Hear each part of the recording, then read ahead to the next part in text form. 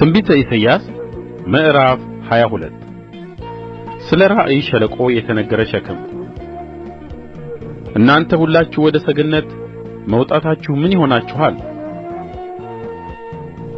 ጩኸትና ፍጅት የተሞላብሽ ከተማ፣ ደስታ ያለሽ ከተማ ሆይ፣ በአንቺ ውስጥ የተገደሉት በሰይፍ የተገደሉ አይደሉም፣ በሰልፍም የሞቱ አይደሉም። አለቆችሽ ሁሉ በአንድነት ሸሹ፣ ያለ ቀስትም ተማረኩ። ከሩቅ ሸሽተው ከአንቺ ዘንድ የተገኙት ሁሉ በአንድነት ታሰሩ። ስለዚህ ፊታችሁን ከእኔ ዘንድ አርቁ፣ መራራ ልቅሶ አለቅሳለሁ። ስለ ሕዝቤ ሴት ልጅ ጥፋት ታጽናኑኝ ዘንድ አትድከሙ አልሁ። ከሠራዊት ጌታ ከእግዚአብሔር ዘንድ የድንጋጤና የመረገጥ የድብልቅልቅም ቀን የቅጥርም መፍረስ ወደ ተራራም መጮኽ በራእይ ሸለቆ ውስጥ ሆኖአል። ኤላምም ከሰረገለኞችና ከፈረሰኞች ጋር ሆኖ አፎቱን ተሸከመ። ቂርም ጋሻውን ገለጠ።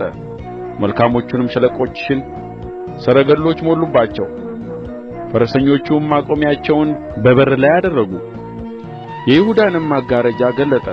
በዚያም ቀን በዱር ቤት የነበረውን የጦር ዕቃ ተመለከትህ። የዳዊትም ከተማ ፍራሾች እንደ በዙ አይታችኋል። የታችኛውንም ኵሬ ውኃ አከማችታችኋል። የኢየሩሳሌምን ቤቶች ቈጠራችሁ፣ ቅጥርንም ለማጥናት ቤቶችን አፈረሳችሁ። በአሮጌው ኵሬ ላለው ውኃ በሁለቱ ቅጥር መካከል መከማቻ ሠራችሁ። ይህን ያደረገውን ግን አልተመለከታችሁም፣ ቀድሞ የሠራውንም አላያችሁም።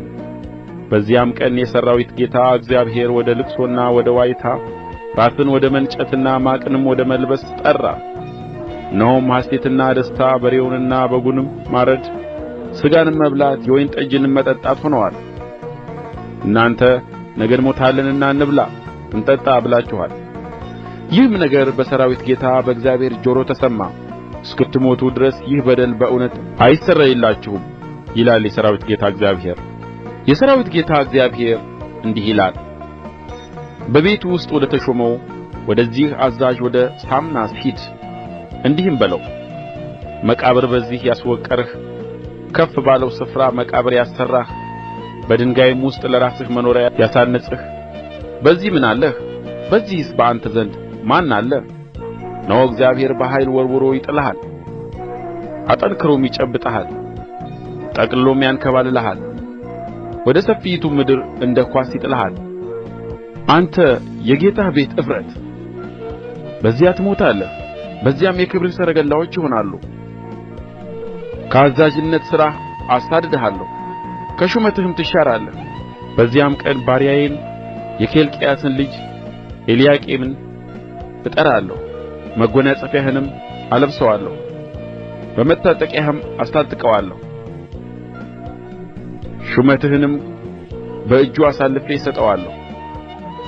በኢየሩሳሌምም ለሚኖሩ ለይሁዳም ቤት አባት ይሆናል።